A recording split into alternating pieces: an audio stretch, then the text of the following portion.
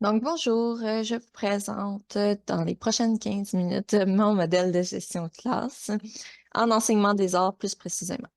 Donc, j'ai de l'expérience en gestion de classe quant au camp de jour. J'ai fait beaucoup de camps de jour, donc je sais comment gérer un groupe, euh, comment faire des limites de temps, comment gérer les problèmes de comportement. J'ai des limites, puis je sais comment déterminer mes attentes, puis les faire savoir aux jeunes que je gère. Et j'ai aussi deux stages de combler, deux au secondaire en enseignement des arts. Donc, pour moi, la, la gestion de classe, c'est vraiment là, amener les élèves à faire des apprentissages sans qu'il y ait de d'altercation. Vraiment, c'est gérer bien le déroulement de la classe en général, puis que tout se fasse comme sur des roulettes. Donc, dans le fond, moi, le respect est très important pour moi dans la gestion de classe. Vous allez le voir dans les prochaines diapos. Euh, Ma croyance, c'est que c'est le partage des connaissances. Euh, je pense que quand on a des dialogues avec les élèves, avec nos collègues, c'est là qu'on peut augmenter nos connaissances, puis faciliter la tâche. Donc, moi, je crois beaucoup au partage des connaissances, surtout en équipe. Je mise sur les travaux coopératifs. Mes objectifs, c'est que, dans le fond, tous les cours soient faits dans le plaisir. Vraiment qu'il n'y ait pas d'élèves qui sortent de la classe fâchés ou tristes avec des émotions négatives. Qu'ils soient félicités d'avoir fait leur meilleur pendant la classe. Ils soient aussi fiers d'avoir fait leur meilleur pendant la classe. Voilà. Donc, je vous présente mes quatre principes de base pour ma gestion de classe, la confiance, l'interactionnisme, les besoins et la discipline. Euh, la diapo 5 et 6, c'est plus une conclusion et un résumé de tous mes principes de base. Donc, on va voir ça. La confiance, puis pour moi, la confiance, ça se développe avec la relation entre l'enseignant et l'élève. Donc, une petite citation de Thomas Gordon. Peu importe ce que l'adulte veut enseigner, s'il veut le faire efficacement, il doit d'abord et avant tout tenir compte de ses relations personnelles avec ses élèves. Donc, développer de bonnes relations avec ses élèves, c'est sain. Et ça permet aussi d'intervenir plus rapidement et plus efficacement. Donc, qu'il y ait un problème de comportement, au moins tu connais l'élève, puis que tu vas aller à intervenir de façon personnelle avec l'élève. Je trouve ça vraiment important. Euh, Surtout quand que la gestion de classe ne doit pas prendre toute l'entièreté de la période et brimer les apprentissages. Quand tu es capable de- d'intervenir rapidement et que ça soit efficace, que ça fonctionne, eh bien après ça, il y a plus de place aux apprentissages. Donc, je mise aussi sur l'interactionnisme. Bien sûr, j'ai un penchant pour l'interactionnisme, mais j'utilise aussi d'autres théories. Ça m'arrive que je suis dans le behaviorisme et l'humanisme, mais j'aime bien le modèle de Dreyfus et Glasser. Donc, je l'ai mis pour ma gestion de classe en priorité. Donc, les mots-clés des théories, c'est les interactions, la collaboration et le respect. Dreyfus mise plus sur les conséquences logiques, le sentiment d'appartenance et les quatre buts. Sauf que Glasser, lui, il est plus avec les besoins fondamentaux plus que les quatre buts. Puis moi aussi, j'aime beaucoup mieux les besoins fondamentaux, donc j'ai misé euh, sur les besoins fondamentaux de Glasser plutôt que les quatre buts de Dreyfus, euh, qui est la survie, l'appartenance, le pouvoir, le plaisir et la liberté. Prochaine diapo, je vais l'expliquer un petit peu plus. Donc, L'enseignant est un collaborateur. Il y a de l'entraide dans la classe, donc des travaux d'équipe, des travaux de classe, des tâches en équipe, donc etc. Les Puis il pense que les punitions ne sont pas utiles pour du tout. Donc moi non plus, je trouve que c'est pas utile pour une scène. Donc, les besoins fondamentaux des élèves doivent être cernés et comblés pour une bonne gestion de classe. Donc, les besoins. Donc, comprendre les besoins des élèves. Très important. La survie. Donc, c'est le premier besoin que l'élève a, fondamentalement.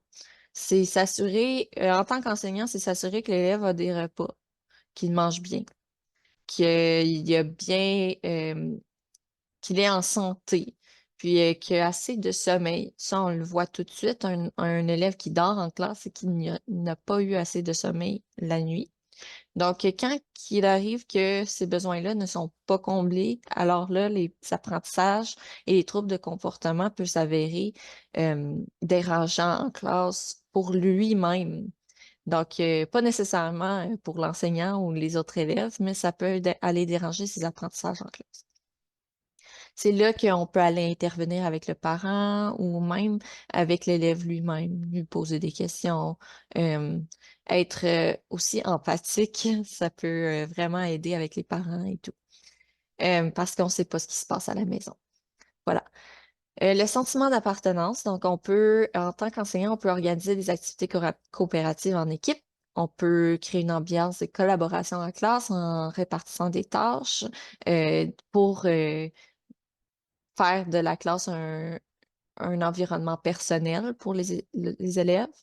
Ensuite, le troisième besoin, on a le pouvoir. Donc, l'élève doit se sentir en pouvoir de ses propres compétences. Donc, quand il fait un travaux, donc l'enseignant peut l'encourager puis lui donner des commentaires constructifs qui va lui apporter un pouvoir sur ce qu'il a accompli. Ensuite, le plaisir. L'enseignant peut créer des activités amusantes en fonction des enseignements. Donc, toujours suivre aussi la progression des apprentissages, mais rien ne lui empêche à l'enseignant d'aller chercher les intérêts des élèves pour créer ces activités. Euh, Puis, générer une ambiance de confort aussi dans la classe, les lumières tamisées ou tuggènes, des lumières, excuse-moi, des emplacements de bureaux plus dynamiques qui favorisent vraiment le confort en classe. Euh, et le dernier besoin, la liberté. Donc, proposer des choix dans les apprentissages. Donc, l'enseignante peut préparer des activités, plusieurs activités et donner le choix à l'élève dans le parcours scolaire. Bien sûr, ça ne doit pas brimer le parcours de l'année, hein, mais les enseignants peuvent se forcer un petit peu puis donner des choix aux élèves. C'est très possible. Voilà. Donc, on a terminé avec les besoins. La discipline, ensuite, comment est-ce que je gère des comportements moi je le gère de façon positive et efficace. Ça doit pas prendre trop de temps, mais ça doit aussi être positif. C'est pas vrai que je vais aller chicaner un enfant parce que de un, moi je pense que c'est pas ma job de chicaner, de le réprimander. Euh, je suis une éducatrice, une enseignante, donc pour moi c'est vraiment d'éduquer. Voilà. Donc, pour ce faire, je vais aller cibler le besoin, comme on a parlé plus tôt, les besoins fondamentaux. Puis, il y a des sous-besoins aussi que c'est pas nécessairement juste de la survie, le pouvoir, mais on peut aller cibler des besoins un petit peu plus particuliers. Puis, ensuite, on trouve des pistes de solutions. Donc, on peut faire un encouragement efficace. Euh, on demeure calme, c'est le plus important. On cherche des solutions. Puis pour les conséquences, qui ne doivent pas être des punitions, comme mentionné plus tôt, doivent être choisies de manière intelligente et bienveillante.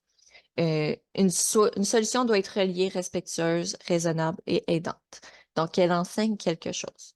Ça peut être par la parole. Donc, faire comprendre, faire réaliser à l'élève, que ce soit par des questionnements, comme, admettons, un élève qui arrache des mains un ciseau ou un outil qu'un autre élève utilise, eh bien là, on peut aller, quand on cible ce que lui a fait, tu sais, on peut aller lui poser des questions. Pourquoi est-ce que tu as fait ça? Est-ce qu'il y aurait une autre manière de le faire?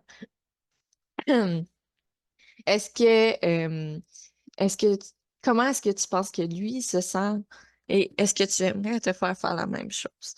Puis, tu sais, c'est des questionnements qui lui apprend à réfléchir par lui-même. Puis, la prochaine fois qu'il va vouloir le faire, il va revoir cette situation-là dans la mémoire, s'il a pas de trouble de mémoire, bien sûr. Et il va vraiment réfléchir avant de le faire. Puis, si ça se reproduit, là, c'est là que les conséquences arrivent. Puis, c'est des conséquences logiques. C'est pas, tu sais, si ça arrive, eh bien, on va aller chercher des conséquences qui est pas punitives, mais que ça arrive bien comme peut-être une excuse à, à, à autrui. S'il arrache un ciseau des mains, une lettre d'excuse pour la personne, ça serait bien. C'est sûr que ça demande de l'effort. Puis, ça répare aussi les amitiés, les relations entre collègues. Donc, il y a plein d'autres situations, mais ça serait trop long à expliquer.